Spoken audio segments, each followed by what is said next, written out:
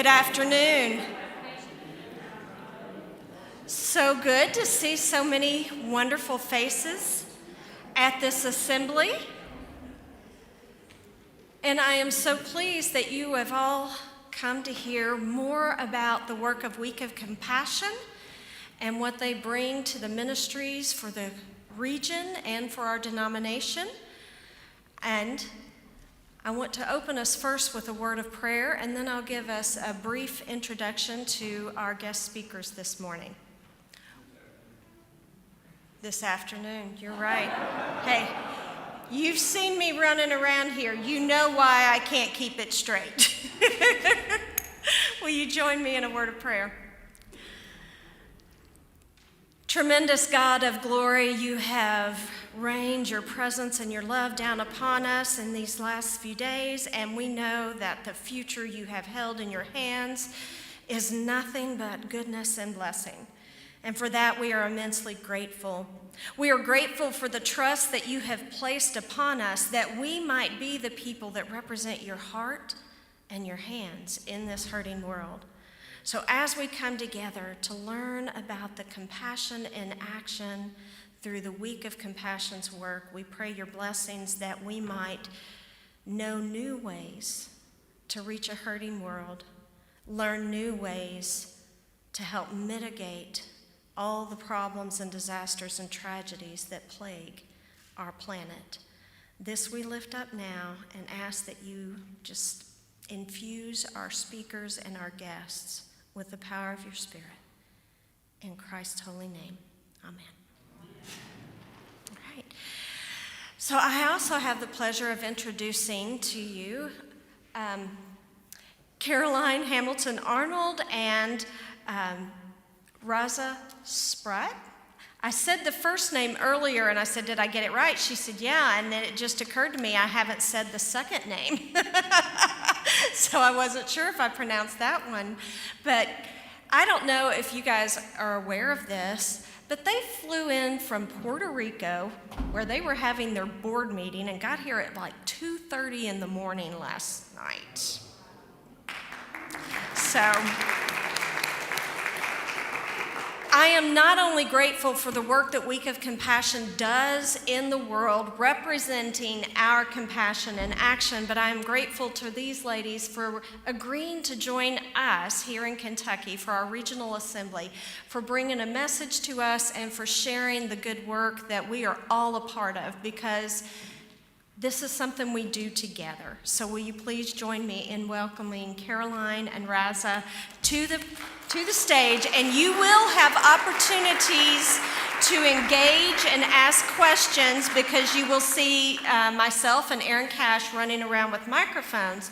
So if you have something that you would like to lift up or ask, just raise your hands. But we're going to first give them an opportunity to share. Thank you. Thank you, Tracy. Raiza and I were talking earlier, and Raiza said, I'm going to put myself on low power mode like I do on my phone for the morning so that I can be at full power mode for this afternoon. So hopefully we've flipped that switch.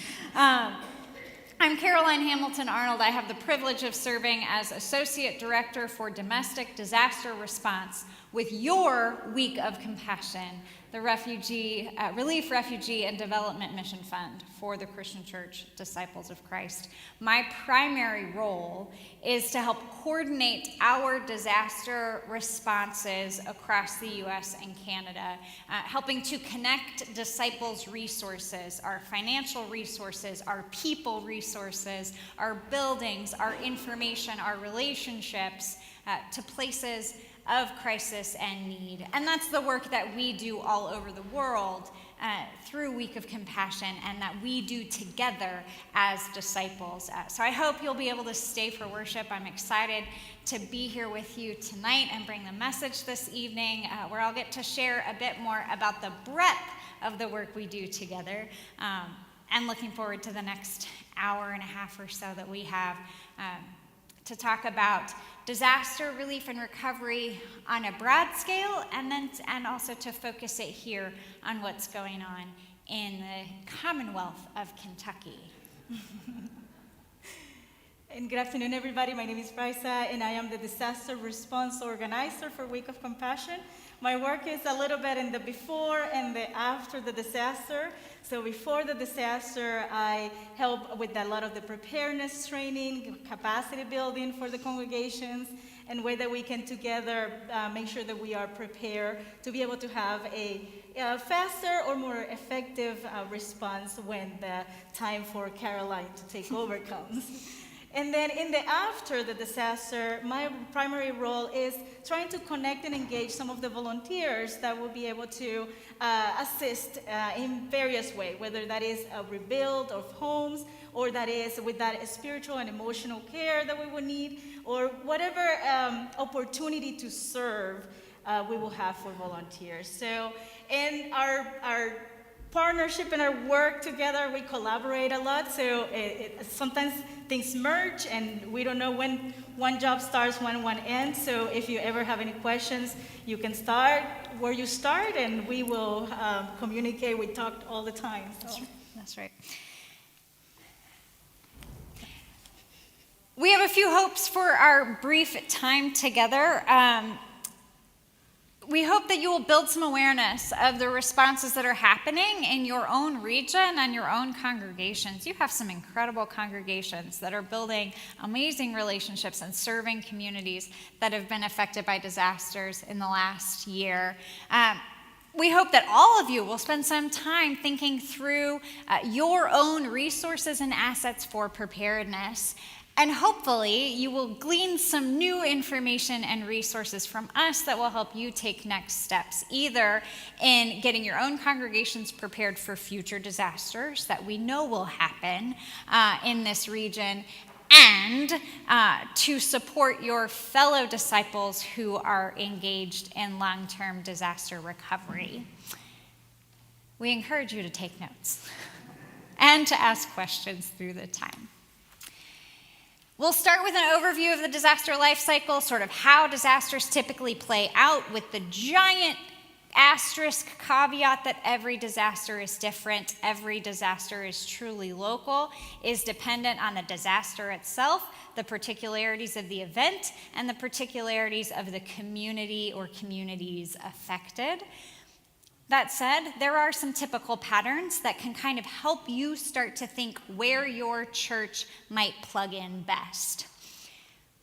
We'll zoom in on Kentucky. We'll have a lovely panel conversation with some of our church leaders who are in the midst of tornado recovery in Western Kentucky. And Raiza and I will share some of the resources and current ways that disciples are engaging and ways that you can plug in.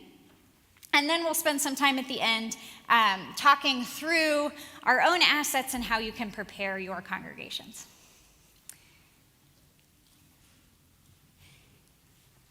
Disasters are cyclical. We start with warning, and that might be the general warning. You live along a fault, which was something I learned when I started doing work with Week of Compassion, is that there's a fault line in Kentucky. So you know that general risk. Or it might be the 5 minutes that the tornado siren is going off that you have to get to the basement. Or it might be the radar saying, we're going to have a cold snap 3 days from now, and you can expect sub-freezing temperatures for extended periods.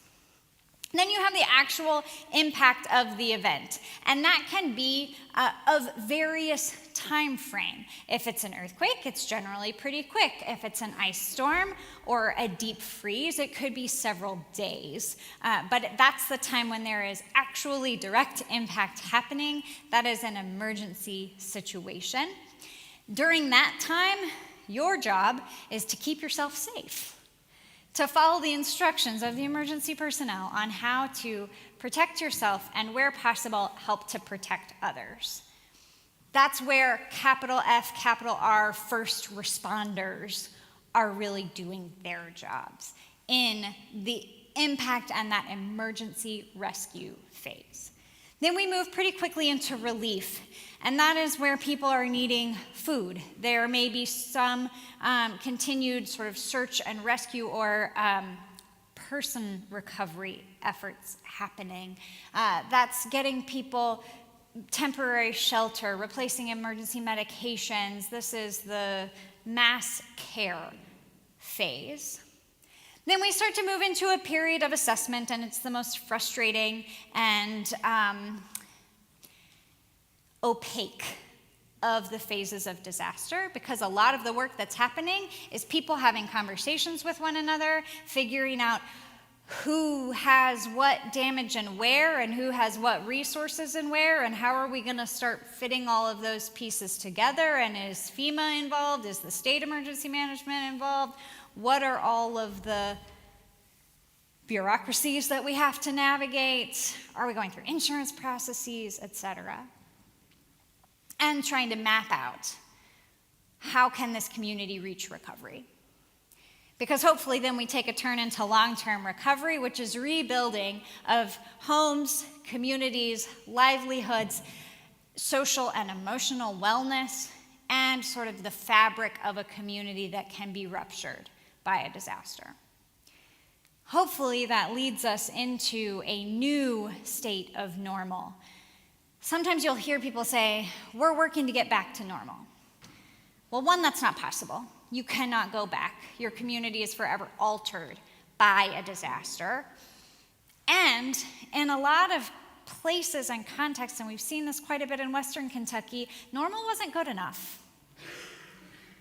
And so how can we take the disaster and say, what does a new normal look like? What does a resurrection normal for us in the church look like as we move communities through their long-term recovery? And hopefully in that process, there's also a level of how do we make ourselves more resilient for the next storm? Can we build our houses in a different way? Can we strengthen community ties? Can we set up other systems? How can we be better prepared so that the impact of future disasters is less severe? And then you go through. Hopefully there's a nice long period in that new normal before the next disaster, but the last couple of years have shown us that that's not always the case. This visual, I think, is very helpful. It comes from two researchers, Myers and Zunin, who were looking at the community response to crisis events, the emotional and social response to crisis events. And you have that dip after the impact during the emergency phase, where people are naturally very scared and grieving.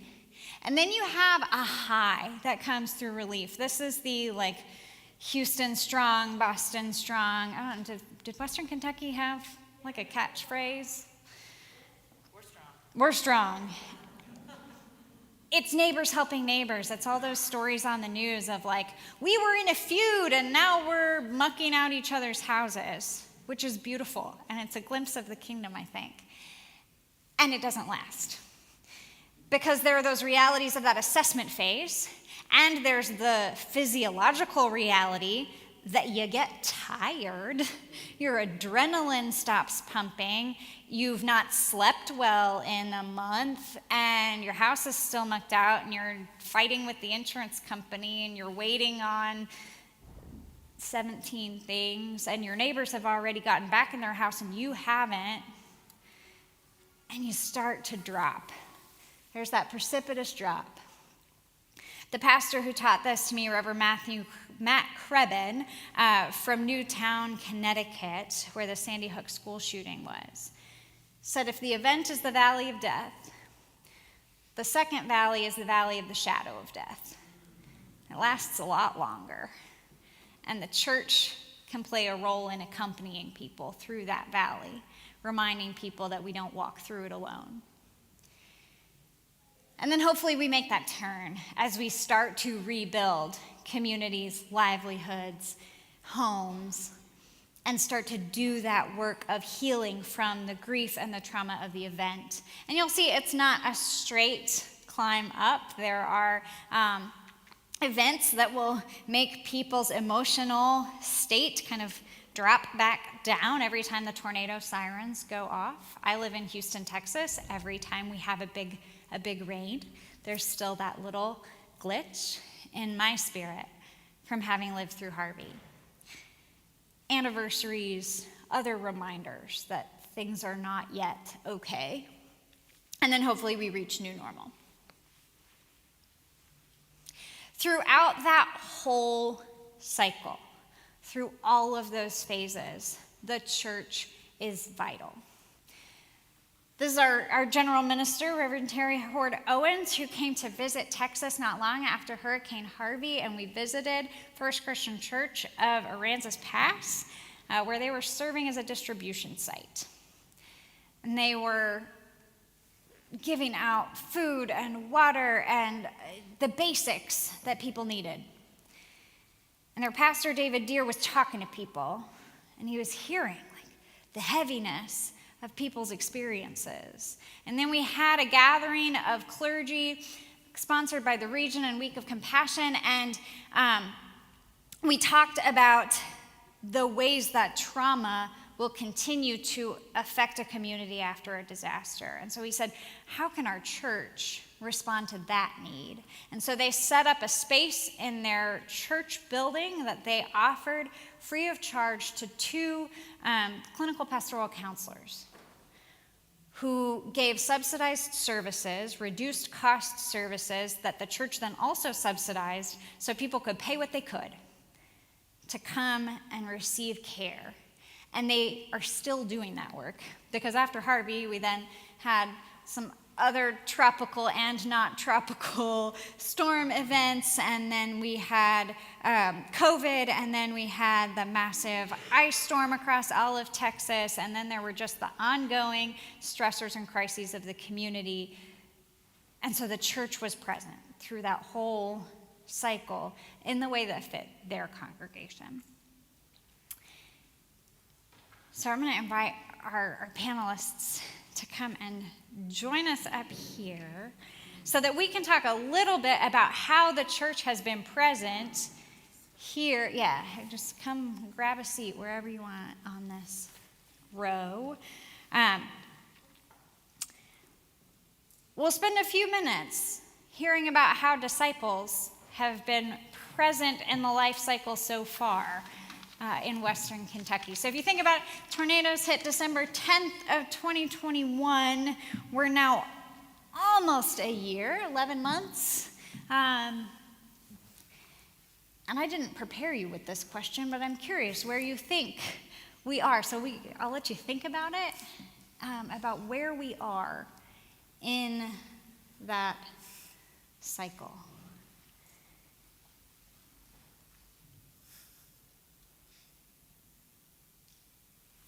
So delighted to have you all on the panel, and I'm not going to try and squeeze into the middle here, so if you're all right.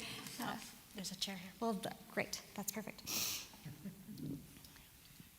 Reverend Kara Foster at First Christian Church of Madisonville. We have Sean Maston from First Christian Church of Princeton, and Wade Miller from First Christian Church in Hopkinsville. We also have a video message, and then I'll read a statement from Pastor Antonio Sherrill at Second Christian Church in Mayfield.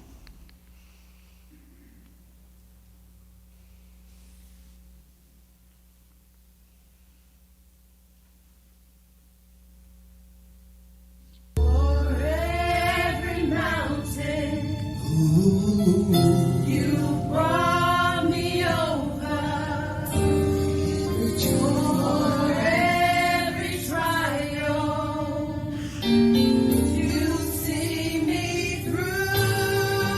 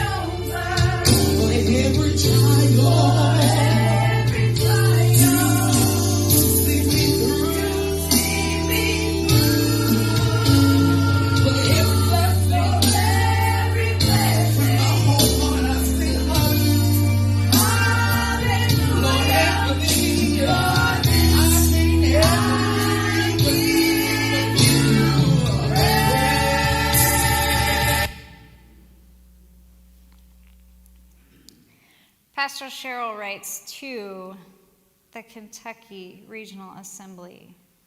See if I can get this big enough to read it. December 10th, 2021 was one of the most devastating days for the city of Mayfield. Mayfield is where our ministry resides on Water Street. That night, with poles down, trees down, glass shattered, buildings and houses destroyed, lives taken, and power out, after arriving to check on the damage done to Second Christian Church, we noticed some shingles missing, a sidewalk cracked and torn, and a tree down near the front of our building. Nevertheless, as a few days passed, we noticed no inward damage to the building or our recently purchased church van.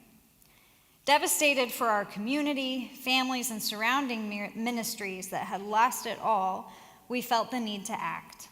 Even with numerous members with major losses, we came together to the church building in the dark and cold to be of assistance to those in need. As we journeyed onward, we were blessed to become a distribution center. Week of Compassion became a first responder to us, which allowed us to become a first responder to others. Blessing us with generators and materials, we began to open and were able to assist so many families and community members. As we started the work, we had pastors and congregations from within and outside of our denomination, from near and far, come join us in the work. Others sowed monies, and we were able to sow into 20 families who lost everything. Additionally, we had others travel to use our facility and our parking lot to help in distribution. We were able to provide household needs, personal needs, food, and finances to those who were directly impacted. We continued in this work from December to well after the first of the year. Also, we ministered, prayed for, encouraged, and praised God. What good is a church within a community if the church is not giving back to its community? We have spent many years giving back to our community as a whole while experiencing hardships ourselves. However, giving back in this capacity was one of the most rewarding of them all. As a result, we have helped many, gained the support of many, and have been a reciprocated blessing. We thank God for the opportunity. We endeavor to keep the unity of the Spirit and the bond of peace. When nothing else could help, love lifted us all.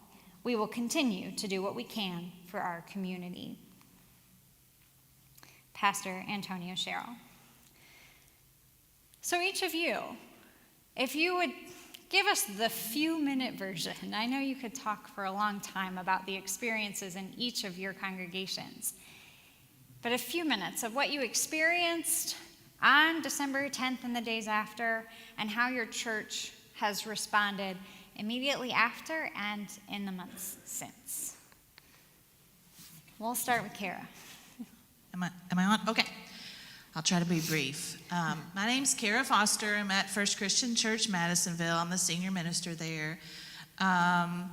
The tornado went through our south part of Madisonville and neighboring towns, Dawson Springs being one of our closest big towns that was quite devastated. The truth is, in the immediate aftermath, and I think this is a helpful thing, Madisonville was already thinking about helping in disaster work before this disaster happened. It was decisions made before my time in that community that I think I'm amazed that they did this. They had put an ice storm happened in the early 2000s, and they realized they weren't prepared to help like they wanted to be in that time. So they took some measures after that. They put aside $5,000 that stuck in the bank just for local disaster response. They made themselves a Red Cross site, and they also, when we did a new building, which I know not everyone is doing new buildings, but a new capital project or fixing something in the building, they decided to put showers in their new building when they built it. So when the tornado happened, we were already ready in ways that just because they'd been prepared decades before. We focused on collecting money and responded by meeting immediate needs, gas cards, hotels. Lots of hotel stays were needed in the immediate aftermath, and we used those funds to do that. And And then we also focused on just plain old cleanup work in the very beginning, working with the local folks and organizers and showing up at getting teams together to show up at people's houses and help them sort through the rubble, which was hard and sad work, but that was some of the initial things that we did.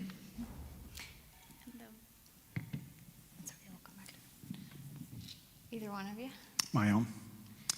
My name is Sean Meston. I'm from Princeton, Kentucky. I attend First Christian Church there. I'm a deacon. 2 weeks ago, I was talking to one of our elders at church, and she said I have to make a presentation on tornado recovery at our regional assembly in Georgetown on November 4th. And I said, well, I said, that's great. I said, I'm going to be in Lexington that day. And she took her finger and she touched my shoulder. She said, "Tag, you're it." I didn't know elders had that kind of power in our church, but I want to be an elder one day. So I was giving a pretty long list of bullets here by our pastor this past week. Like I said, I'm from Princeton. We had a few subdivisions in our town that were, probably a total loss of 100 homes in those two subdivisions. And a lot of those homes were nicer homes. We also, in our county, which is Caldwell County, which neighbors Hopkins County, which is where Dawson Springs is, there was quite a bit of devastation between Princeton and Dawson, but still within our own county. We had tons of help from the Week of Compassion, and we'd just like to extend our thanks to Week of Compassion for all they did. I mean, Jonathan gave me a list of bullets that all the things they did, and it would take me 10 minutes to list all those. But checks were issued to church members. We had 2 church members in of ours that their homes were totally destroyed, 3 families with significant damage.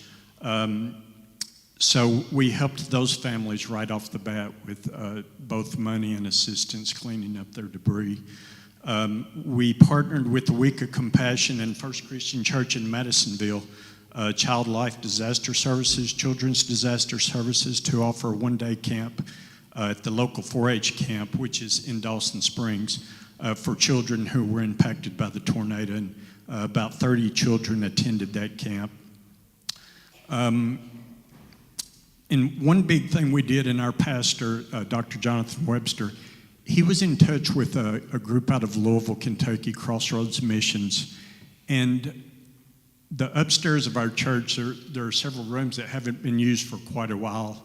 And so we partnered with that organization, and we have had since last April between 1,000 and 1,500 volunteers come in and work with that group, and volunteers from Madisonville and Hopkinsville and disciples churches from actually all over the country.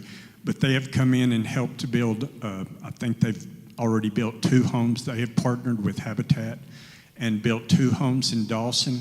And then we also, one Saturday, there was a house that was actually framed up in our church parking lot, and that house was moved to a foundation over in, that had already been built in Dawson. So that group plans on being in our church for the next 3 years. So it's really been fabulous having them there. And the volunteers have ranged. I mean, we've had a lot of youth groups. The volunteers have been skilled, some not skilled, but they all come in. They do a great job. They might just be cleaning up debris. They might be skilled carpenters, plumbers, electricians. But they all work hard, and we're just so thankful to have them there with us. We've also housed some space for case managers that are working with Catholic charities. We've partnered with some other churches locally to offer an ecumenical Lenten series on recovering from the tornado. And so many other things. When we get to the Q&A part, if you want to know any specifics about those, I'll be happy to share them. But we're grateful to all these groups, and we're not a big church. We have probably on a big Sunday, we might have 50 attendees. So, but everybody has stepped up, and God has been good to us. So. Again, my name is Wade Miller at First Christian Church in Hopkinsville, and I feel like sitting up here, I'm in the parable of the talents. And these are folks that were given 5 talents and a lot of work to do. And I'm the guy with 2. Thankfully, we did do something. But I think the person who no-showed is the 1 talent person. But anyway, no, seriously though, one of the beautiful things that we experienced is right away we were called by Rachel Nance Whaler and the region to say, how are you doing? How were your families affected? And I know she was already communicating with Caroline and in contact with her. So immediately we had Week of Compassion that I knew had our back and had the back of the pastors that were going to be going through this. And then just kind of discovering, really, for us, it was a matter of discovering what neighbors were affected. Our church, most of our family members didn't receive much more than maybe a tree down or something like that. In Southern Christian County, we had another tornado that ended up going through Bowling Green. So there were multiple tornadoes that night. Now, in January, we had one of our own. We decided, yeah, we'll just throw a little party ourselves and had a tornado come through downtown. And again, most of what we experienced were family, friends, or neighbors that experienced larger damage. But we wanted to do something as well, and we wanted to reach out. And all of a sudden, churches were saying, okay, let's gather clothes, let's gather food, let's gather all these things. And I'm like, hold on, I've learned something here. Let's talk with Week of Compassion and find out what they need. And so gratefully, we were able to kind of share with our church, listen, I know you want to reach out. I know you want to bring your stuff, but here's what's going to be most helpful right now. And so that education and that Week of Compassion brings is extremely helpful for when something happens. And what we ended up doing, though, was kind of neat. We received a small grant, and it's a community solidarity grant, I believe is the name of it, $1,000, right? And what we did was we told our church members, hey, listen, we know that you're out there helping your neighbors, that you're out there helping families. We know that nobody in our family lost anything other than outbuildings and what have you. But what we want to do is take this little fund, and if you have a neighbor that needs something, come and let us know.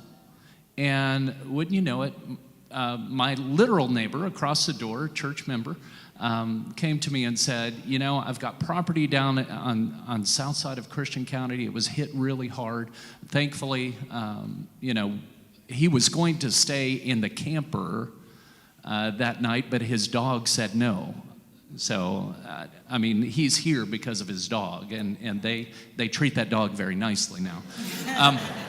They always did. But he said, my neighbor is one of our Amish families, and they need a generator. And I said, well, let's go see what we can do.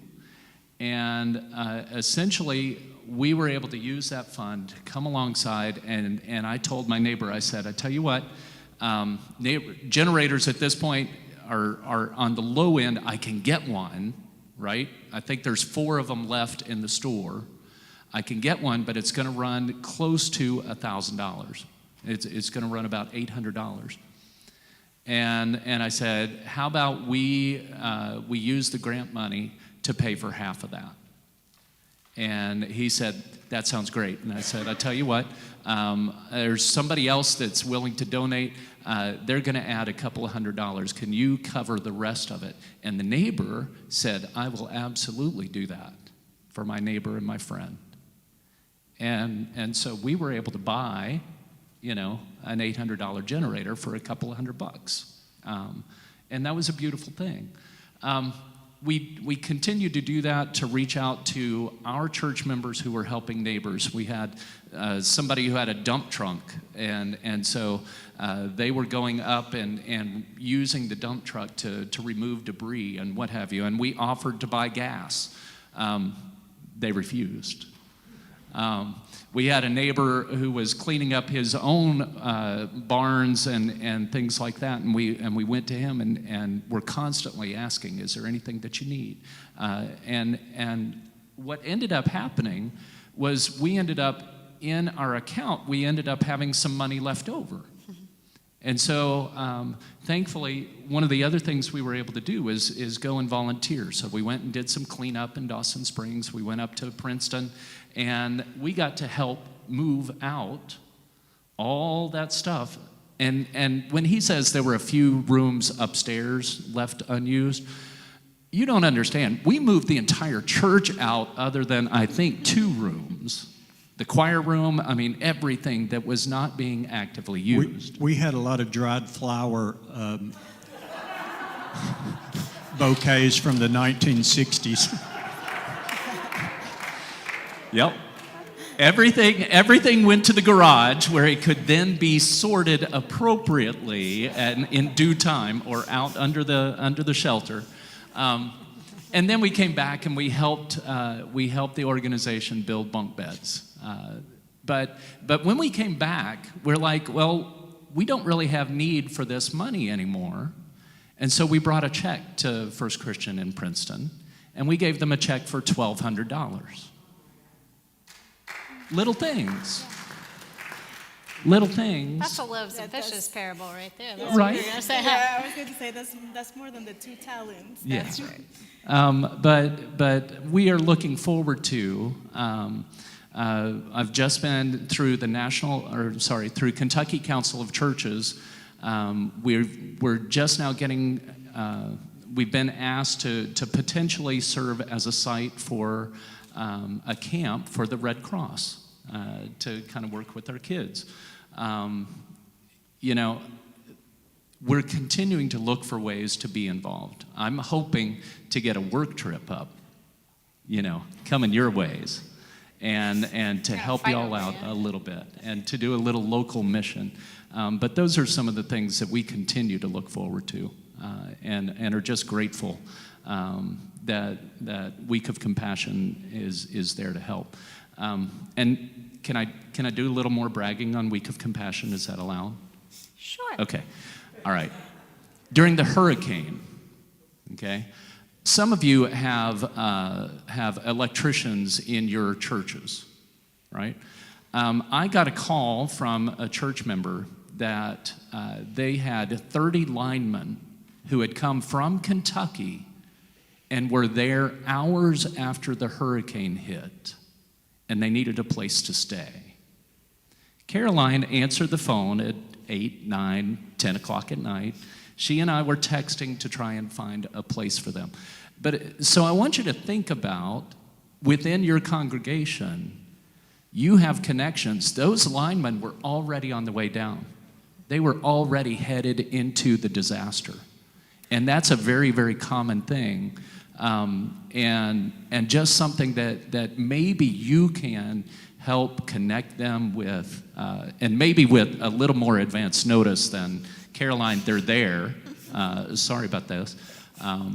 But just, again, a little bragging rights, and you should be very proud of the people you have working here with us in Week of Compassion. That's right, because it's only possible when we work together to make it happen. Yeah, so I want to continue this conversation about what's helpful. I know that you mentioned helpful before the disaster in ways that you can prepare your congregation, helpful in ways of community connections and that relationship that you already had in the community that help you respond, and then helpful in the immediate responses that you were able to provide. I wonder now, a year after the disaster, what has been helpful in that long-term recovery that you are noticing right now? What is helpful? And you don't all have to answer, whoever wants, what are you noticing that has been helpful a year after doing the long-term recovery that you're noticing? Well, we're hosting at First Christian Madisonville a nonprofit called Fuller Center Disaster Rebuilders, and we're hosting every week. We can host up to 20 people in our church, and so we've been partnering with this nonprofit who are hosting groups. And thank you to our Kentucky churches that have come out and stayed for a week and given of your time. They're going to be here at First Christian Madisonville into next year, and also Princeton has an option too, and we'd love to host you. But what is helpful, I think now, especially as I've seen the volunteer list grow smaller, is for people to continue to come to remind the communities that they're not forgotten. Now is the hard time. Fuller Center has 13 churches in various stages of doneness. Those owners are desperate to see their house rebuilt so they can move in. I feel that for them because I want them to be in that home. And that's happening. The only thing that moves that along faster is more volunteers. And in fact, when they have more than 20 people at First Christian Madisonville, they put them at the Presbyterians, they put them at the Methodists, so they can go bigger. And so that's really helpful, is to just continue to come and keep it present and talk about getting a group together. We're ready, Hopkinsville, we're ready.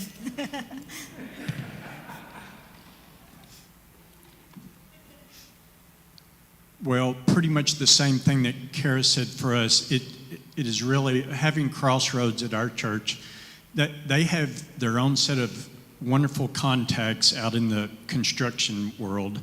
And I can't tell you how hard it is in Western Kentucky right now with all the rebuilding, how hard it is to find electricians and plumbers and roofers and block layers. And so just having them there, and then all these volunteers that come in, like I said before, some of them are skilled and they bring those skills and allow, they can go to Dawson or Princeton and help with these specific types of things. So that's been very helpful, having them there. And I did have some statistics.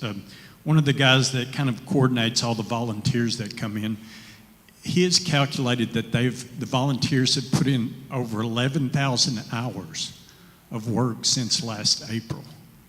And I think I mentioned before that was somewhere between 1,000 and 1,500 volunteers that have been in and out of our church over the last 10 to 11 months. So, Which, if you take the valuation of a volunteer hour, is about $250,000 worth of labor invested into that community by volunteers. I wonder, in each of your contexts, if there has been an action or a decision that you made or your church leaders made that was particularly important for the way that your church showed up.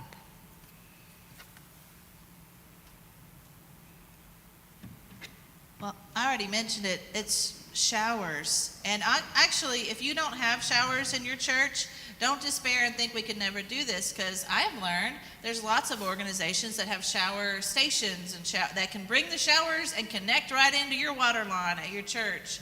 But those decisions to think about a disaster and being a part of a disaster response before the disaster happens, I mean, honestly, I was overwhelmed by my own church members calling me to say, when are people going to be in our building? They were so excited to be able to serve because they had prayed about this and prepared for this decades ago. So I encourage you to think about it now.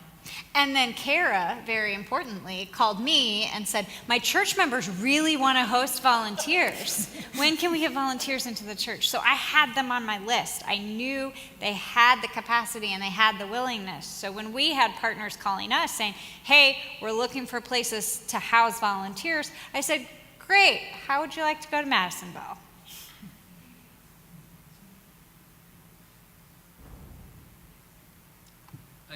I think, I mean, part of it is just that reminder. one of the things that I brag about Week of Compassion about, and my wife is ordained United Methodist, and I brag about UMCOR, United Methodist Committee on Relief, as well. Both of those organizations come in and stay. And they're committed to the recovery piece. And you saw on that graph, it's not an easy journey, and it's not a quick one. And it is going to be filled with, churches ready to host and materials. You finally get the materials there, and now it's a matter of, it's beyond the headlines, it's beyond the memory, it's beyond the urgency. How do we commit to being there for our brothers and sisters and fellow friends? So I think part of it is just that commitment to be active and be involved with this ministry.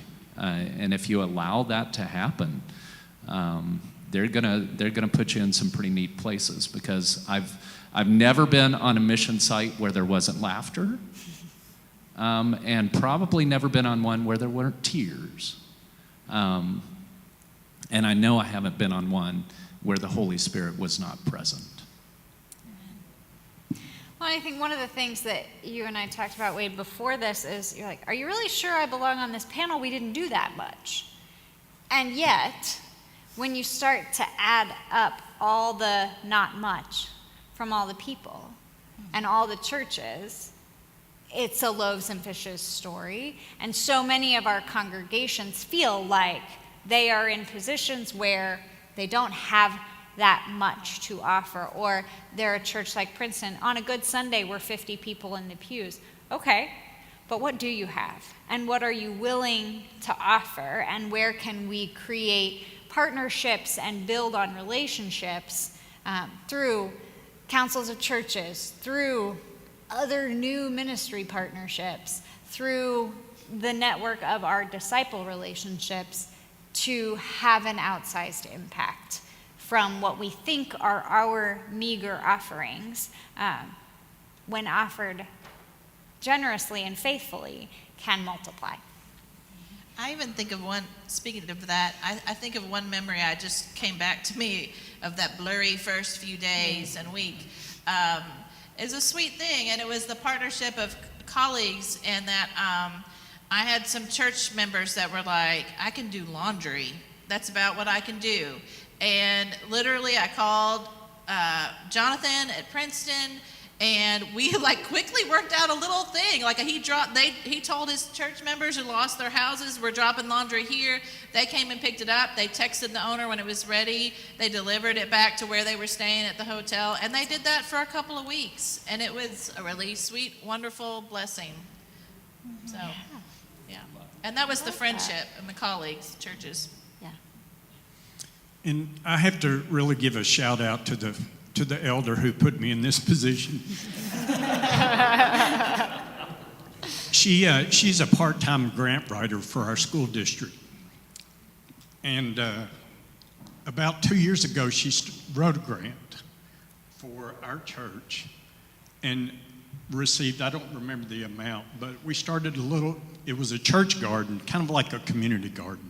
Well, it started out as 3 rows of vegetables. And so during all this tornado and the recovery process,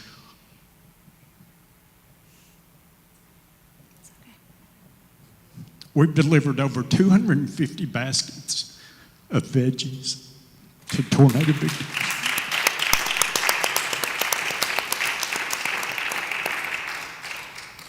And it's just been a great blessing, to meet with these people. And, if you don't show up one week, they ask where you were.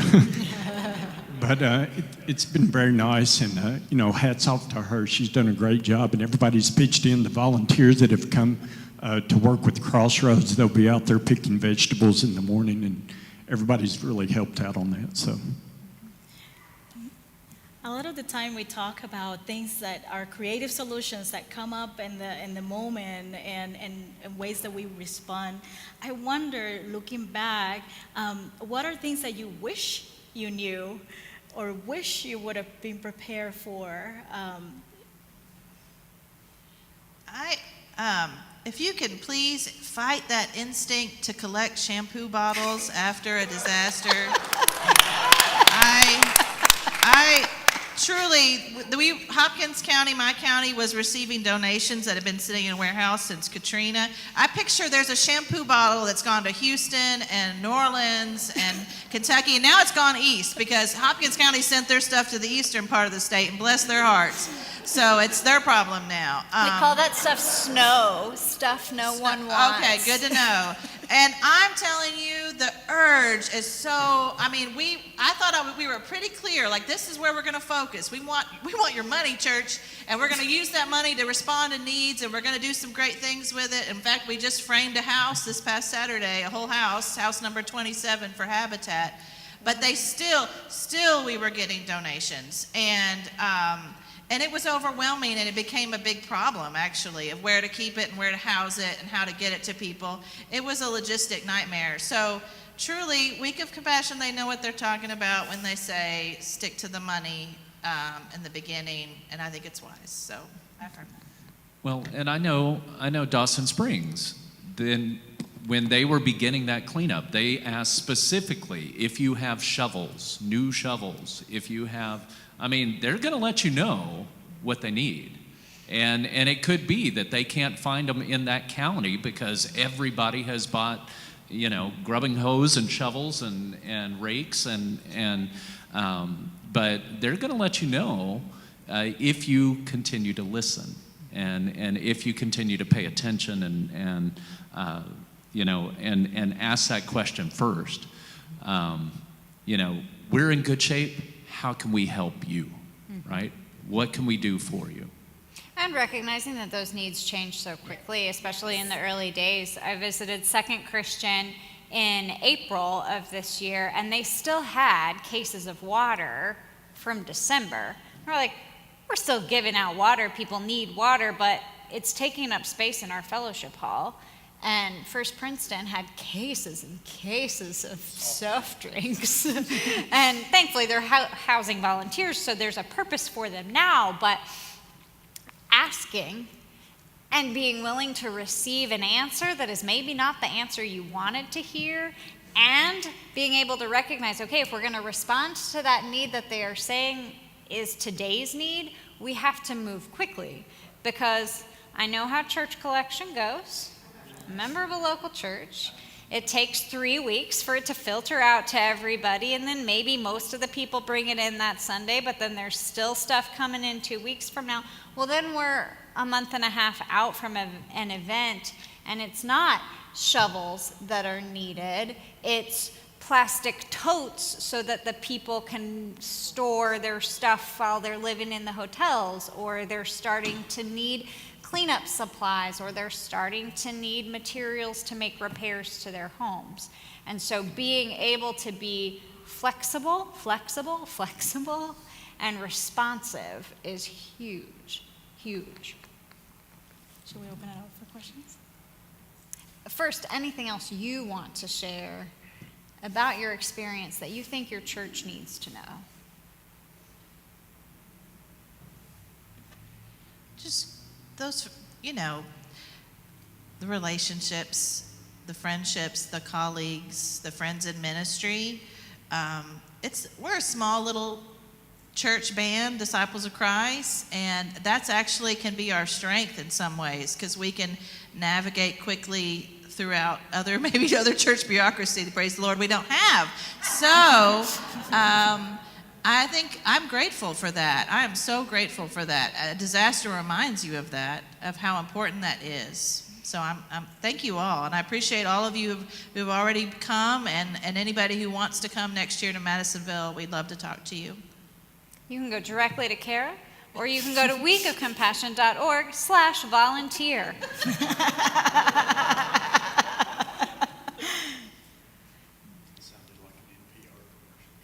Thank you. That's such a compliment. We have some microphones floating around, so if you have questions or observations, now's the time. We'll go over here first. Can you hear me? Yes. Rusty Rackenbach. I'm a retired minister living in Richmond. Some years ago, our area was flooded, very surprisingly. My house was destroyed.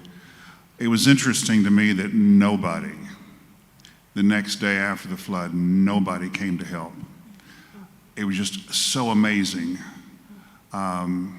Week of Compassion gave me some money, which I am so grateful for. But what I want to say is, and thank you so much.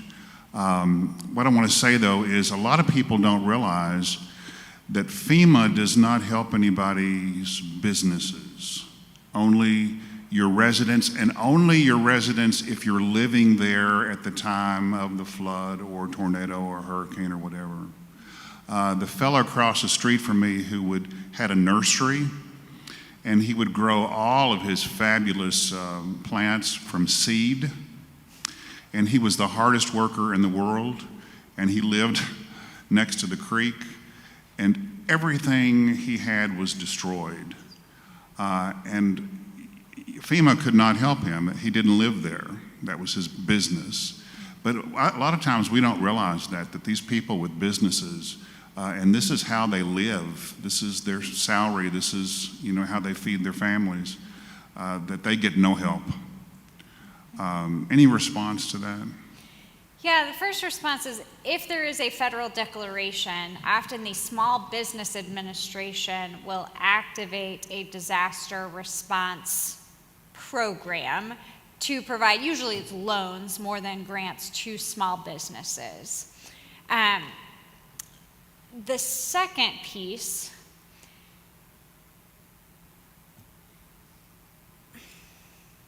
I'm going to say this cautiously. How can we as churches think about the ways we come alongside those community partners? Yes, it's a business, but how is that business contributing to our community? How can we raise that story among the Chamber of Commerce in the county to say, how are we going to support our local businesses? How can churches help, muck out the space so that he doesn't have to spend the money to make that happen? I think that's one of the beautiful things about church response is that, and especially a church response in a church like the Disciples where we are nimble, is that we're not bound by the same restrictions that government agencies or bigger disaster organizations are. And so we can see an immediate need like that and potentially respond if there is that relationship and connection through our local churches.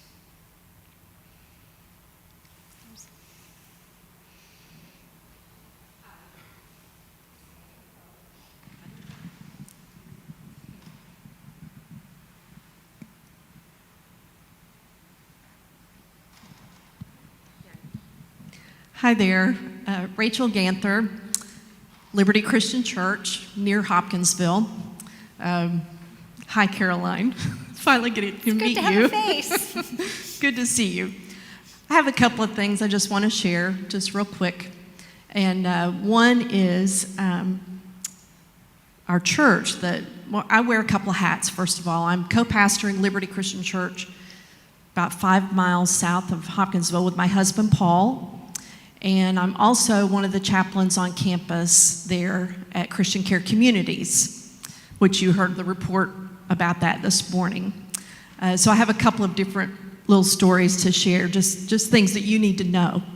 One is, of course, when this all happened in December, our next congregational meeting was early in January, and the church was on it. And similar attendance as Princeton, a big Sunday is 50 for us.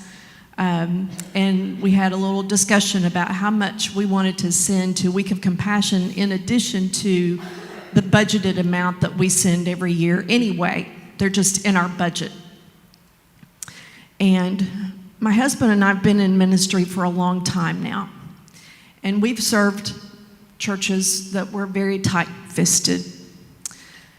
And so when one man made a motion that morning or that day, said, for an amount, because we were coming up with an amount to send. He said, I make a motion, we send $10,000 to Week of Compassion. And tears came to our eyes for a little church like that to say that, to make that motion, and it just went. There was not one person who said, wait a minute. Not a single person stood and said, oh, wait. It passed just like that. So that was heartening for their pastors to see and to witness. The other thing is, on campus, had a few families who were affected by this. And, you know, some of them, it was their extended family who had to come live with them because their house was damaged. Not necessarily totally destroyed, but there was issues where they had, you know, mom or dad come and live with them for a month or two. But Dawson Springs had a nurse whose mom and dad lived in Dawson Springs. She was raised in Dawson Springs. And I'll never forget her standing in the hall at Christian Care that day. I don't know what day it was, but it was soon after. Tears. And she said, my mom and dad have lost everything. And she said, I was just there helping mom climb over the rubble of the house so that she could find the Christmas pajamas, because that's our thing that we do every year. We all get the same matching pajama. You know how people do that. Matching pajamas to take the pictures. And she said, I'll never forget, you know, climbing over the rubble to find the pajamas. And my mom was just, that was crazy amazing to her. But Nurse Kelly, she stood there and cried as she said, I drove into Dawson Springs and I couldn't tell what street I was on. I couldn't tell where I was, and this is where I grew up. And so she said, I had to try my best to find landmarks and try to figure out which driveway was my driveway, you know? And so I was able, through Caroline, was able to at least, and Week of Compassion, yes, and to share gas card, grocery card with her. And it wasn't a huge amount, but it was a big deal to her and a big deal to her parents. And I really don't know the end of her story yet because she's no longer with Christian Care. She's working somewhere else. But just wanted to share those two things. And God bless the church and Week of Compassion. Amen. Yeah. Over here. Linda Kemp, retired Church World Service staff.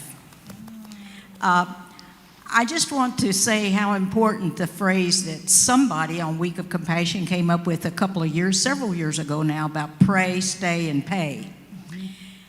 I was working for Church World Service during Hurricane Andrew. What most people don't know is after all the cleanup and lives getting back together, an acre stacked a yard tall was burned from useless clothing and stuff. So it really is important to pay, stay, and pray. The other thing is I'd be interested in knowing your continued relationship with Church World Service. I assume it's still strong. It is. V. Wynn, our executive director, serves on the board currently with Church World Service. They are one of our primary partners for international sustainable development projects, for international emergency response, as well as for refugee resettlement support here domestically and disaster response domestically. Yeah, if you want to give stuff, clean up buckets and blankets to Church World Service for those disasters is the stuff that can really be used. Yeah, and they have added some additional kits that have been very popular lately, the hygiene kits, school kits, and then they have a refugee welcome kit, especially for unaccompanied children. marking Pride, and First Christian Church in Berea is where I attend. I thank you all for your stories. I'm really heartened by what we've done in Western Kentucky. I live near Eastern Kentucky, so I'm concerned about a report about Eastern Kentucky. But I want to hear about the world that we're reaching out to, and you're just back from Puerto Rico. Terrible devastation there upon terrible devastation. Maybe you're going to report on that later, but a word or two about the international situation and what we need to be doing there. Yeah, we have myriad responses currently. So if you're not receiving our email updates, I strongly encourage you to do so. weekofcompassion.org. There should be a button somewhere on the homepage where you can receive our emails and hear about all kinds of different responses. As you said, crisis on top of crisis on top of crisis in Puerto Rico. I was sharing with our board yesterday. Was it really only yesterday? From 2017 with Hurricane Irma to now, there have been at least 7 federal disaster declarations, which means disasters that reached a damage threshold high enough to get federal assistance in Puerto Rico. And that's on top of an existing economic crisis that predated the storms. We heard from a partner that we were meeting with that there were still over 12,000 open cases from Hurricanes Irma and Maria, and over 1,200 open cases from the 2020 earthquakes. And then you add the Fiona cases on top, that they don't have a sense of what those needs are going to be yet, because they're still receiving calls for FEMA registration and still in that process of assessment in terms of whose needs were related to power outage, whose needs were home damage, who had other kinds of needs. So we are in extensive and ongoing conversation with ecumenical partners, as well as the Iglesia Cristiana Discípulos de Cristo in Puerto Rico, about continued long-term recovery on the island, primarily for housing, but also for preparedness. They are in Hurricane Alley, so trying to have more resilience in our congregations, as well as some trauma response and pastoral care, both for clergy and children as specific focus areas. And yes, I'll be sharing some other stories this evening. And if you have specific places that you want to hear about globally or other responses, I am here through this evening, and I'll be here tomorrow just hanging out. And so would love to talk more about other places. Could you say anything about what we might be doing with Ukraine? Yeah, quite a lot. We have partners through what's called ACT Alliance, which is Active Churches Together, I think. We're going to say that's the acronym, which is a network of international church relief organizations, Finn Church Aid, Swedish Church Aid, Hungarian Church Aid, and working through those partners have done significant investment for folks who have crossed the border and are in bordering countries, trying to figure out what's next. Hungarian Church Aid being one of the primary partners for that, with immediate assistance with food and some shelter and clothing and those kinds of things, but then also some accompaniment support to help people say, okay, if you're going to be here for the next couple of years until it's stable enough to go back home, how can we help you find a sense of stability, job connections, educational connections, things like that, in their temporary home in Hungary and in other bordering countries. Stateside, again, working with Church World Service, and we have an additional staff person, Alan Dickin. Reverend Alan Dickin is our Refugee and Immigration Response Associate Director, and he's working with local congregations to position our churches to either help resettle Ukrainian refugees or support in other ways. Raiza works more directly with that, so do you want to add? Yeah, and one of the things that we're doing with the Ukrainians at the early stages back in probably I would say May, we saw a couple of the people that were coming down from the southern border and crossing over to California, and then meeting with families in the West Coast. We were connecting the local churches to some of the resettlement agencies that continue to do that work of not only knowing the resources that they can plug them in to help them temporarily here in the United States, but also the advocacy piece of this is what we're seeing, this is what we're noticing, can we make advances to be able to help the communities? And there's a lot of advocacy that those partners are doing ecumenically. Just to share really quick a brief story of one of the grants that we sent over in Europe that was very meaningful, and we got the report and pictures. It was for an organization that does work for people with disabilities.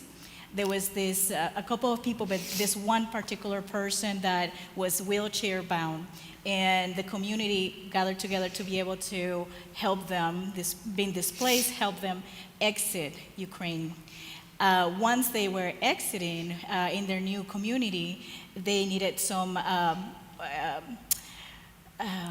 adjustments on their new apartment to make sure that they were able to be self-sufficient and be able to be independent in their new temporary arrangement. And this organization that we sent the grant allowed some of those vulnerable, disabled folks that were displaced to be able to gain that independence in their new location. So those are some of the ways that we are assisting in Ukraine.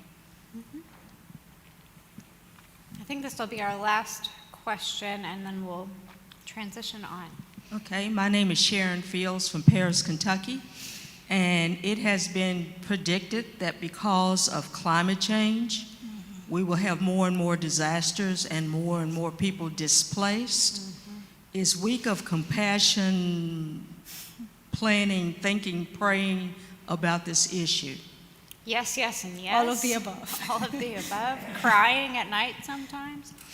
That is part of why we think conversations like this are so important, because our congregations are going to be called on more and more. And if we can help mitigate even a little bit of the impact to our churches, to our church members, to our communities, that means we're better positioned to help other people. We're also in conversation with other partners around what kinds of advocacy need to happen so that especially communities that have been neglected or intentionally pushed into areas that are more vulnerable to coming disasters will be taken care of when things happen. And even better, that some mitigation can happen to prevent some of those impacts. The other piece alongside that is, excuse me, I've been on an airplane too much this week.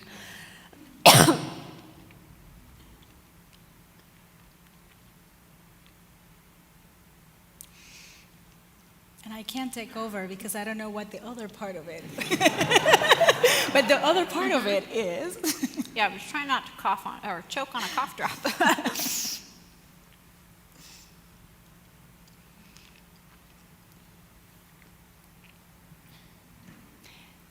The other piece is that we know we cannot prevent many of the impacts that are coming. And many of those impacts are going to affect those who are already most vulnerable. And so how can we develop relationships with communities that are likely to be affected, neighbors who are likely to be affected, and organizations that will be able to assist them And where we can prevent damage, let's do it. I think about Jackson, Mississippi, and the infrastructure collapse that happened from a flood. We knew flooding was very likely in Jackson. They had just had a massive flood a year prior. And yet, we had not taken the steps to improve or even maintain the infrastructure for the water systems in Jackson. And we have cities and towns all over this country that are facing those kinds of risks because of aging infrastructure and dam infrastructure, bridge infrastructure that is incredibly vulnerable.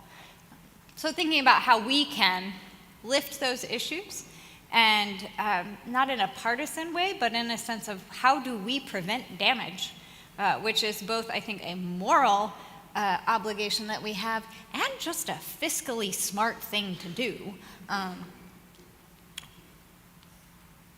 as we anticipate those impacts in the future. Thank you all so very, very much for the work that you have been doing, the work you will continue to do, the ways you are in relationship with your communities and this church, and for sharing a little bit of your stories today. Appreciate you.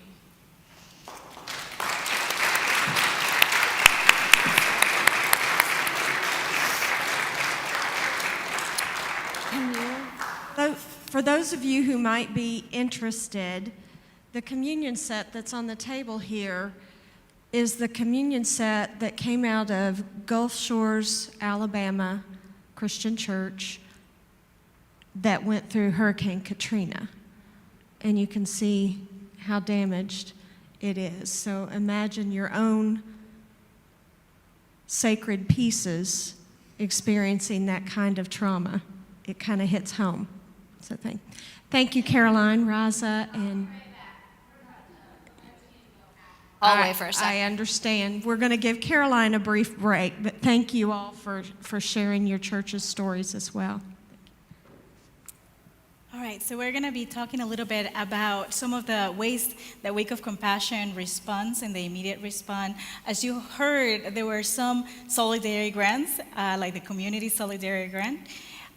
We have three different type of grants that we can give during the immediate response. One is the Household Solidarity Grant, one is the Congregational Solidarity Grant, and one is the Community Solidarity Grant. In all of those grants, it's meant for a way that we show our expression of care to the wider church, to the members of our congregations, and to our community. And we know, we have heard of how, even though there are small amounts to help with gas money, to help with $100 for groceries, for people that have lost their electricity and the power for an extended period of time, those small amounts can make such a big impact in the way that people feel heard, care, and feel like the love of the church is with them, even if they have lost everything.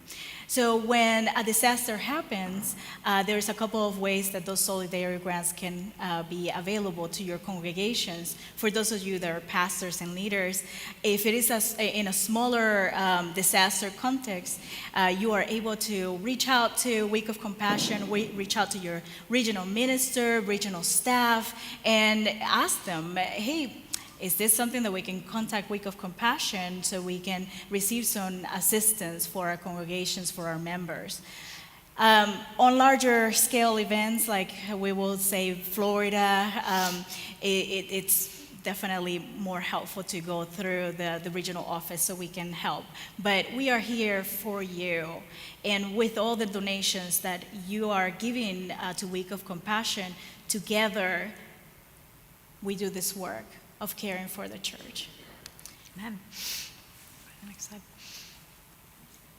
We showed you that life cycle of the disaster, and I want you to know that disciples really do show up in so many ways. I mean, you heard the variety of ways that people served and our churches served, but show up throughout the whole of that life cycle.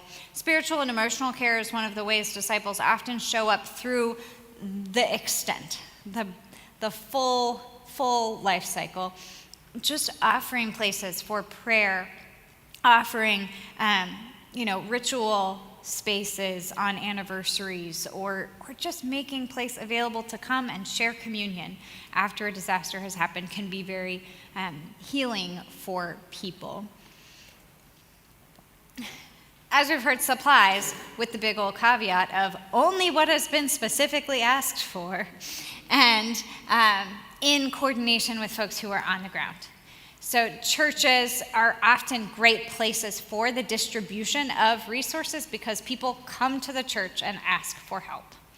And we tend to be located in places and have some space where it makes it possible to be distribution sites. Thinking through your processes for being a distribution site in advance makes you a much more effective distribution site, and collaborating with other churches and organizations in your community makes that process a lot simpler. But we have tons of churches who have food pantries or clothing closets or medical supply closets that they can then pivot from being regular operational ministries to being disaster response ministries. Reconstruction is also a significant portion of our investment as disciples. You heard we have 2 congregations hosting volunteers already and about to have another.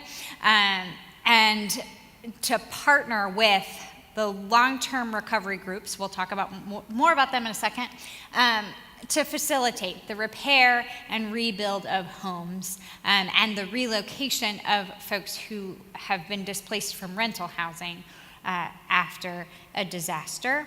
For Week of Compassion, we have that first response to and through disciples congregations with the Solidarity Grants, but the majority of our staff investment and our volunteer investment and our financial investment is in long-term recovery, both with those kind of emotional and spiritual care needs and with reconstruction of homes.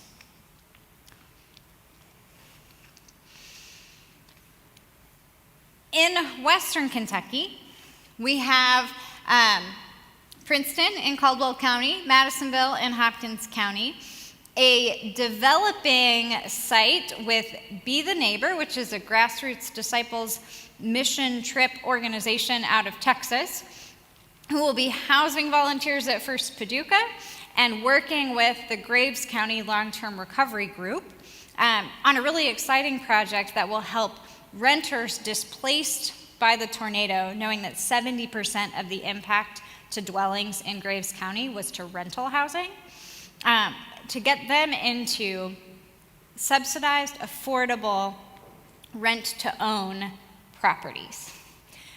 Really innovative project that we're excited to partner with. Warren County First Bowling Green is participating with the Long-Term Recovery Group and has been pretty active with Habitat for Humanity. They have been hosting volunteer teams off and on, more as just, hey, our church is available if you want a place to sleep. You're in charge of coordinating all your own stuff. In Eastern Kentucky, we're in conversation. We don't have a really strong disciple presence in the affected counties in Eastern Kentucky, but we've got some great volunteers coming out of Berea who are helping to connect us with organizations and through our relationships with Kentucky VOAD, which is Voluntary Organizations Active in Disaster, and through other relational connections, we are meeting a number of wonderful partners in Eastern Kentucky and considering where we can have the greatest impact for long-term recovery, both with financial investment and the potential for volunteer teams. So if you have particular interest in heading east, we will keep you abreast. There are several slides here, so I want you all to get your phones out. Pull up your camera. Don warned me that it might take some coaxing. Pull up your phones. Pull out your phones, get your cameras. We're going to go through a number of counties here so you can see the Long-Term Recovery Group. That is a kind of cross-cutting coalition from these counties that will coordinate long-term recovery, using government agencies, nonprofits, local businesses, the Better Business Bureau, other interested parties, and lots of local churches and community groups. So we'll go through, if we can do, 15 seconds or so on each slide for the next, I think, 4 slides. If you see a county that's near you or that you just have a particular affinity for, snap a picture and think about how your church might connect with that long-term recovery group.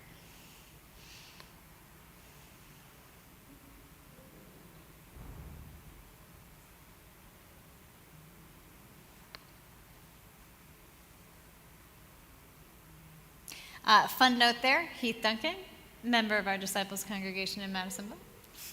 We're very proud of that.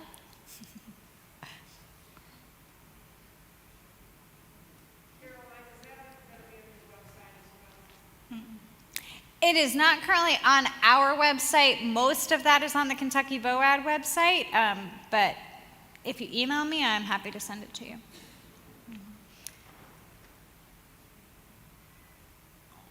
And we've got a Pike County representative in the room, don't we? You still in here, Mike?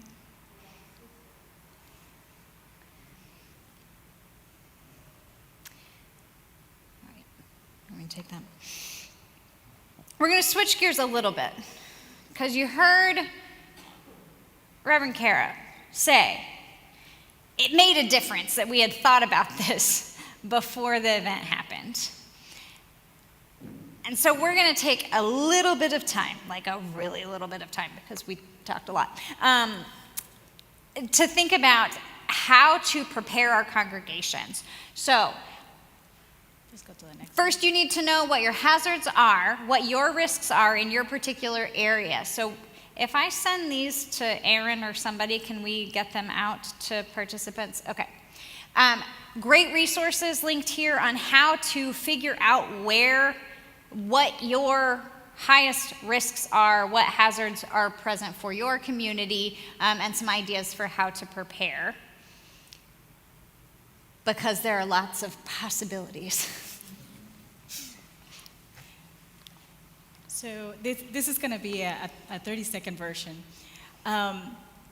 In this slide, you can see all the different possibilities of the risk and the hazards that can be possible in your community. One of the things that we do before we do any preparedness plan is to first know what we're planning for, what we're preparing for. So we need to know what are the hazards in the community and what is the likelihood that those hazards will happen in our community. So this is just an idea, and usually I do an exercise on this, but we're going to, for the interest of time, we're going to keep going on the next slide. In our congregational preparedness that you can find on the website, or we can also make available to you when we send the links, there is the assessment risk appendix, in which you can write down for your congregation what are the hazards, and then you can go through a series of questions to rank them of high, low likelihood of happening, and then it will give you an idea of what your risk for the community are. I'm gonna skip this one. Yeah, let's go to the next one. Keep those phones out, people. Inventory, and I know we didn't plan this, but I saw your cameras and I saw you have your phone out. So we have a QR code, and if you haven't utilized a QR code, you can put your phone on the camera image right next to the QR, and it will give you a link that you can click on that link. This inventory resource is something that we did recently as a way to help the congregations with a checklist to think through some of the resources that you have in your congregation. And I would like to spend some time, if you have an opportunity to go ahead and follow the link so you can see what I'm talking about. It is divided into 3 categories. First is thinking through our ministries, then thinking about our space, our building, the stuff that we have inside that building, and then talking about the materials and the items that might not be assets that the congregation owns, But through the members of the congregation, maybe somebody has a business of construction, landscape, or a business in agriculture, they might have other items that we can have access to. In this checklist, one of the ways that we can utilize this tool is maybe in a board meeting or in a congregational meeting that you have. You can have everybody access this tool and check what they think the congregation will have available, so that way it will capture the assets of the congregation. And when you submit that, it will send the information to Week of Compassion, so at the time of response, we have that information, so that way we know where we can send volunteers, where we could send, who has back hoses for any digging that needs to happen, who has pickup trucks when we send the cleaning kits for church world services.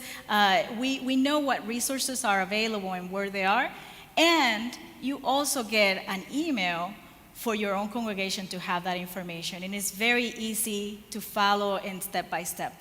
So very briefly, for those of you that have it on your phone, the first section is about ministries. And some of the questions to think and ponder of is, most of our churches have food pantries or some sort of feeding ministry. Those are different examples of things that you can either utilize during the disaster to respond, or you can expand to be able to respond during the disaster. The other ministries that you have enlisted there, medical supply closets. There are some congregations that have a lot of doctors or nurses and trained staff that might have access to medical supplies. You have children ministries. If you have a children ministry, how can we make sure that we can prepare our teachers and our staff to be able to respond during a disaster, or be able to know what kind of helpful play-based activities you can do with the children to help them process through what is going on?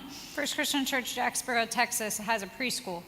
And after a tornado went through their town, they opened the preschool to anybody, not just those who were registered. They had a basic liability form that people filled out, so that in those first few days when the parents were having to sift through stuff and fill out a bunch of paperwork, they had a safe place for their kids to go. Sometimes there is other ministries that they're part of the community. We have the connections with the community, and we don't think that they can be utilized during a disaster. How many of you here do the supplies, school supplies during the summer, or any Angel Tree used to be a big one, any Stephen Ministries? Some of those ministries are things that we do just to take care of our congregations and our communities on a normal basis. But during the disaster, you already have the connections, the relationships, you know where the needs are. You might be able to expand it and adapt it to be able to respond. The other thing on ministries to think about is some of the churches have members that are elderly. We are in a perfect position to be able to advocate and know what the needs of the elderly are. Knowing what kind of things would be helpful for a shelter when a shelter opens up, whether it is accessibility to the restaurants, whether it is accessibility to power plugs or generators, so the people that need CPAP machines or things to be able to function at night and be able to sleep. We can advocate for the community to make sure that they are prepared for those shelters to be able to take in and welcome people in a helpful way. Looking at the space, if you go down on that checklist, in that space section, there's a lot of things, so I'm just briefly gonna touch on 3 points. If we have facilities, we can see if we can connect them to the Red Cross or the county or the state emergency response team. And we can see how we can already plug into those connections to be able to offer our facilities for shelter needs.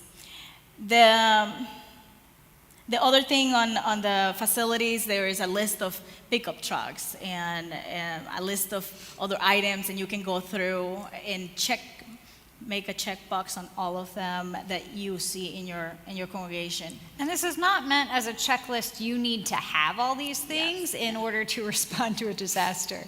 It's more, we did a brain dump of all the things we've seen churches use in response. And so what do you have? It's a way of generating ideas around your assets, not about pointing out to you the things that you don't yet have. Yes. And when we look at the materials and items, some of the members in your congregation, one of the first things that happen during a disaster is communication gets disrupted. And some of the members in your congregation might have ham radios, might have already those systems. How do we identify who has what before the disaster happens is helpful. That way, when you need the communication channels, you are ready to respond. The other thing is teachers. We use a lot of Play-Doh when we're healing children, and there's a reason for this. With Play-Doh, the kids are physically getting some of that tension and stress out. And also it allows the children to build something and create something and feel like they have agency because they are in charge of that Play-Doh. So we do a lot of Play-Doh in disaster response. And if you want to ask Alan, that was transporting what? 50 pounds of 50 Play-Doh pounds headed of to Play-Doh. Bradenton, Kentucky. I mean, Florida. So those are things to consider. And like I mentioned, it will be helpful if you go through that process and submit that information, just what you have, and so we can have some of that for your region. Correct. Asset mapping. So in the process for doing preparedness, we know what the hazards are, we know what the risks are, we have done an inventory of our resources, and now we're prepared to make some sort of visual to help us know how we can respond. So this is like a brainstorming way, the tool that we can use. There's two different types of asset mapping that you will see on the screen. On your right. Left. It's left. Okay, on your left. This is a more geographical type of asset mapping, where you can map out, there is a community that is right next to the river, but there's a bridge between that community and your church. So who has the key to the church? If the person who has the key to the church lives on the other side of that bridge, how do we mitigate in advance and account for having access to somebody or duplicated people that can have keys? This map will also help you kind of think through, where are the hospitals? Where are the fields? Empty fields are wonderful for staging volunteers, for staging donations, for staging things. If you have parking lots, sometimes that house on the side of the road that has a big empty space, we can probably identify it with visually with one of those asset mapping. The other one is more relational. These are the ministries that we have identified. These are the ones that kind of connect and linked and have shared people that are working on those ministries, both locally inside your congregations, but also out in the community. Who are those helpers that we can identify them? I like when I do a asset mapping to do one that shares and link both of those, the relationships and the geography, into one. And that way, it's an easy way to communicate to your congregation some of the assets that you already had identified and some of the resources that you have. And to identify where you may need to strengthen some of your ties. You may have really strong ties with the school, but not really strong ties with your emergency management office for your city. So maybe that's a step for your congregation, is to pick one of those relationships and build that relationship. Mm-hmm. So we're going to talk a little bit about, before we move on, any questions about the asset mapping, about the process for the preparedness? If you want to do that process and would like some more guidance in that process, we're happy to do, we did the 30-second version, but we do like a 3-hour training on just that preparedness and asset mapping piece. And it that doesn't we have are to be that happy to do, or we could do an hour and a half, but we can do a more in-depth training for your cluster or your ecumenical colleagues, your clergy groups, or for the region if you're interested. Any questions? Okay, let's talk a little bit about the resources that we have. weekofcompassion.org/prepare. There are lots of links there. We have a full 25-page congregational guide. Don't be too intimidated by that. The first several pages are essentially the information we've presented to you today about the disaster cycles, with more examples of how you can engage. And the last several pages, 8-10 pages, are the appendix, which are just evaluative tools to help you create a contact list, do a risk assessment, assess your buildings, those kinds of things.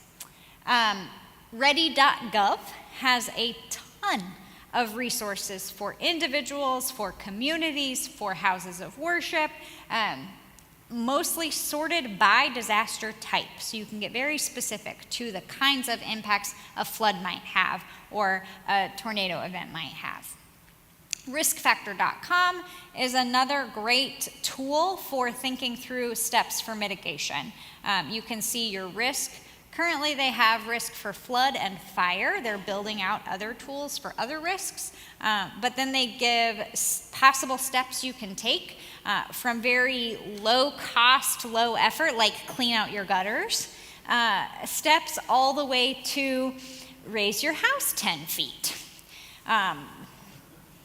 Most of us are not going to do that one, but somewhere along that spectrum are some actions you can take.